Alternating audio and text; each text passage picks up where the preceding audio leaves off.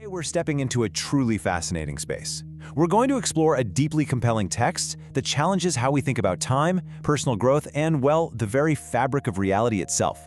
It's titled The Sonic Architecture of Quantum Evolution.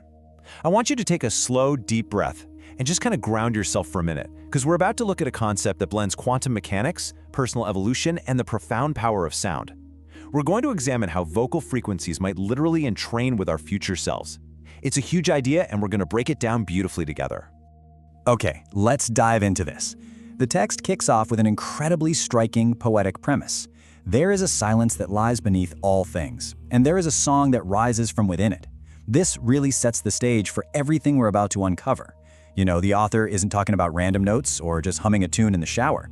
They're suggesting that this song is composed of frequencies that actually shape, sculpt, and summon reality into form. It's a foundational idea that sound isn't just something we hear, it's an active, invisible architecture of possibility. Which naturally brings us to a profound question. What if this song was the key to your own evolution? Think about that for a second. We're so used to thinking of evolution as something happening to us over millions of years, right? Or we view personal growth as this grueling marathon of reading self-help books and constantly fighting our bad habits. But the source material flips that entirely on its head. What if the secret to becoming the highest version of yourself isn't a struggle, but a song? What if it's really just about finding the exact right frequency? To really grasp this, we have to look at a massive paradigm shift. Over on the one side, we have the old way of thinking. Evolution as a linear sequence of genetic accidents, or personal transformation as a purely mechanical struggle. We think we have to force external events to happen to reach our goals. But the quantum view? It argues something radically different. It says evolution is actually about vibrational entrainment with higher patterns. In this view, the future isn't some distant shore you have to row tirelessly toward. The future is a frequency. It's a literal resonance with deeper, more coherent fields of potential. Now you might be asking, what exactly does that mean? Let's look at the core definition. Vibrational entrainment is the process of tuning the current self into coherence with the already existent future pattern, allowing a quantum leap into a new octave of being. The absolute mind-bending concept here is already existent. The text posits that in the quantum field, every potential is alive right now. The version of you that is healed, the version that is expanded and awakened into your highest possibility, it's not a fantasy. It already exists as a resonant structure in a neighboring vibrational dimension. All you are doing is tuning into it. Let's look a little closer at our first major theme, the quantum view of evolution. So we're transitioning away from the physical and moving directly into the invisible forces that dictate physical reality. First, all potentials are alive as energetic patterns. Second, your future self is a resonant structure. And third, and I absolutely love this distinction, the transition happens as a phase shift, not a climb. Becoming your future self is not about forcing events or conquering obstacles. It's about harmonizing with a pattern that's already there. Imagine ice turning into water. It doesn't climb to become water, it simply undergoes a sudden phase shift when the temperature, or in our case, the frequency, changes. It's a pure act of harmonic entrainment. If the future is a frequency, how do we tune our radio to catch that station? This brings us to sound as a creative force. So, the crucial point is this. Coherent, intentional sound reorganizes the vibrational structures of the physical body, emotional state, and timelines. This means that every chant, every tone, every sung affirmation you make isn't just a clever psychological trick to make you feel more confident. According to this framework, it is a literal vibrational act of creation. You're using your voice to tune your personal field into perfect alignment with new possibilities held within the greater quantum field. Let's look at what it practically means to be tuning to the future. Let's move to and see how this builds into a practical, actionable process. The text outlines 3 distinct steps for becoming an open resonator for your highest pattern. Step 1, find stillness to listen. Step 2, intuit the frequency. And step 3, amplify through conscious sound. This isn't just abstract theory, guys. Think of how a trained singer can shatter a glass simply by matching its exact resonant frequency. We're doing that, but with reality itself, using our own vibration to shatter old paradigms and lock into new ones. Let's break these steps down so you can see exactly how this tuning process is supposed to work. Looking at steps 1 and 2, it all begins in stillness. But the author clarifies this isn't the stillness of doing nothing. It's a deep, active listening. You literally have to consciously set aside the noise of inherited limitation, the static of collective fear, and the gravitational pull of your outdated habits. You're listening for the distant strains of the song your future self is singing, frequencies of health, joy, and sovereignty.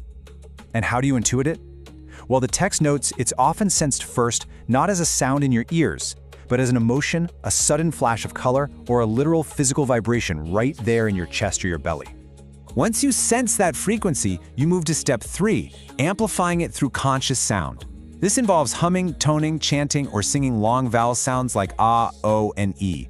But here is the absolute secret to the entire practice. The field does not care about the semantic content of your words. No, it responds to vibrational authenticity. Therefore, the sound you make must carry the emotional signature of the future self. You have to embody the gratitude, the radiance, and the expansive joy of already being healed and whole while you make the sound. Matching that emotional state is what actually causes the entrainment. How exactly does this lock in biologically? Let's dive into the mechanics of entrainment. Now, what's really interesting about this slide is how it grounds the mysticism with specific numbers. 432 Hz and 528 Hz are pointed out as highly potent frequencies. 432 Hz aligns with the body's natural resonances to accelerate entrainment. Meanwhile, 528 Hz aligns with the harmonic structures of living systems. By chanting, toning, or even just immersing yourself in these specific frequencies, the text claims it acts as a vibrational scaffold. This scaffolding supports your personal energy field in stabilizing these new, higher patterns, ultimately dissolving the gravitational pull of your old, unwanted timelines. Alongside the sound, the text heavily emphasizes visualization. But actually, scratch that. It's not your standard vision board visualization. You need to see yourself actively embodying the future self. You visualize moving, breathing, and loving from that higher octave of being. When you combine this joyful inhabiting of the future with the resonant sounds we just talked about, it creates a highly coherent, multi-layered vibrational offering to the field. The text makes a beautiful point here. This shouldn't feel like effortful forcing. It's simply a joyful inhabiting of what already exists. When you put the whole shebang together, the listening, the emotion, the sound, the visualization, the impacts are staggering across multiple dimensions. At the quantum level, this practice collapses the wave function of potential into the particle reality of lived experience. Biologically, it's claimed to alter gene expression, shift neurochemical cascades, and completely reconfigure your electromagnetic field to match the new template. And spiritually, it awakens divine memory.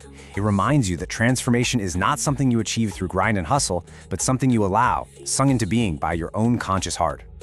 And that brings us to this incredibly powerful distillation from the text. You become the tuning fork of your own evolution. Just let that resonate for a moment. By doing this practice, you turn yourself into the living note. You become the exact vibrational bridge connecting what was, what is, and what shall be, all at once in the luminous immediacy of being. It's pretty amazing. And this brilliantly illustrates the ultimate message of the author. We're so conditioned to think we have to drag ourselves forward through time, kicking and screaming against resistance. But when you sing in resonance with your highest pattern, you don't drag yourself anywhere. You simply attune to what is already here. You invite the future to fall into you. We've explored this silent song beneath all things, the architecture of the quantum field, and how you can use your own voice and emotion to literally vibrate into a new reality. The song is waiting, the field is listening, and your future self is already singing you home. So, I leave you with this lingering thought. What frequency will you tune yourself to today? Thank you for watching. If something in this resonated with you, then you're already closer than you think. If you're ready to go deeper, there's a link below to my book, Quantum Healing Codes, Unlock the New Science of Self-Rejuvenation. This isn't theory, it's a framework you can actually use. Tap the link below and step into it.